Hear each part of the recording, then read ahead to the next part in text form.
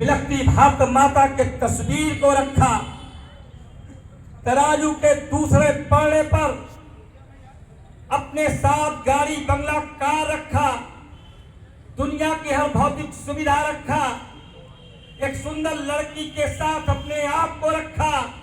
इतिहास का लिखते हैं कि तराजू के उस पलड़े पर जब भारत माता की तस्वीर थी वो दब गई।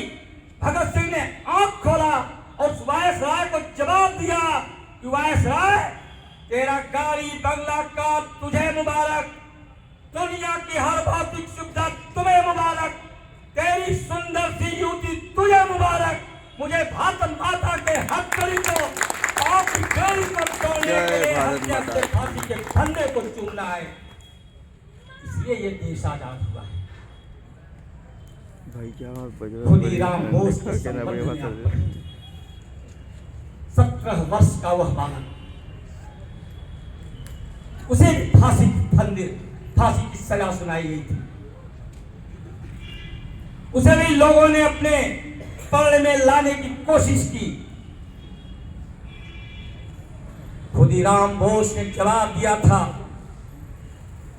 जब उसे कहा गया हम तुम्हें माफ कर देंगे, तुम मेरे साथ आ जाओ, तो खुदीराम बोस ने जवाब दिया था कि मैं बहुत गरीब हूं, भारत माता के चरणों में चढ़ाने के लिए मेरे पास कुछ नहीं है, मैं अपने प्राण की आहुति देकर फांसी के फंदे को चुन करके भारत माता के चरणों में ताजे फूल चढ़ाना चाहता हूं, इसलिए देश आजाद हुआ है। मेरे मित्रों,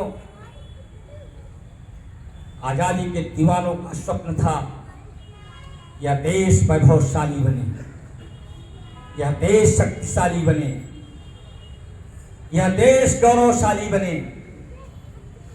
इसलिए एक से एक बलिदानी क्रांतिकारी इस देश के अंदर खड़े हो गए। उनकी एक बड़ी लंबी श्रृंखला है। यह धार्मिक आजादी, हमारी सांस्कृतिक आजादी की लड़ाई थी। यह आजादी सिर्फ झंडे बदल करके दूसरे झंडे टांगने की लड़ाई नहीं थी।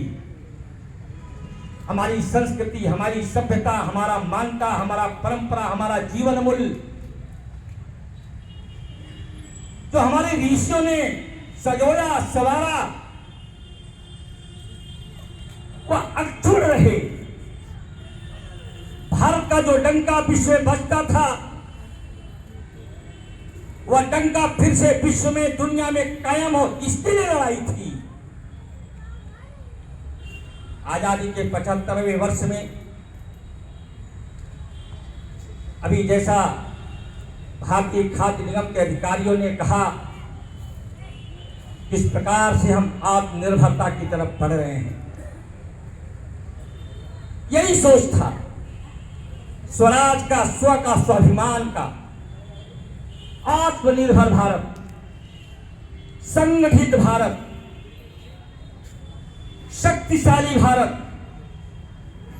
संपन्न भारत, स्वाभिमानी भारत, महान भारत, विश्वगुरु भारत, सोने की चिड़िया भारत, जय जय भारत, जय जय भारत। यही आजादी के 75वें वर्ष का संदेश है, यही आजादी के अमृत महोत्सव का संदेश है। बहुत कुछ नहीं कहते हुए बस यही कहूंगा कि आज जिस प्रकार की स्थिति, परिस्थिति, वातावरण, वायुमंडल का निर्माण समाज के अंदर हुआ है, जिस प्रकार से आजादी के इन अनेक वर्षों में हमने बहुत उपलब्धियां हासिल की है, लेकिन आज कुछ विकृति और कुरीति के कारण आजादी के ऊपर एक जो प्रश्न चिन्ह खड़ा हो रहा है। आज आजादी के सभी दीवानों को हम सभी स्मरण करते हुए इस अमृत महोत्सव के अवसर पर हमारे अंदर एक कोई विकृति है, कोई कुरीति है, कोई ऊंच नीच की भावना है, कोई जातिवाद का जहरीला नाग जो भारत माता की छाती पर कुंडली मारकर बैठा है, जातिवाद की इस जहरीले नाग को आजादी के इस 75वें वर्षगांठ के अवसर पर, अमृत महोत्सव के अवसर पर जातिवाद की इस नाक को राष्ट्रवाद के पिटारे में बंद करके देश को महान बनाने का हम सब संकल्प करें। यही आजादी का महोत्सव का संदेश है।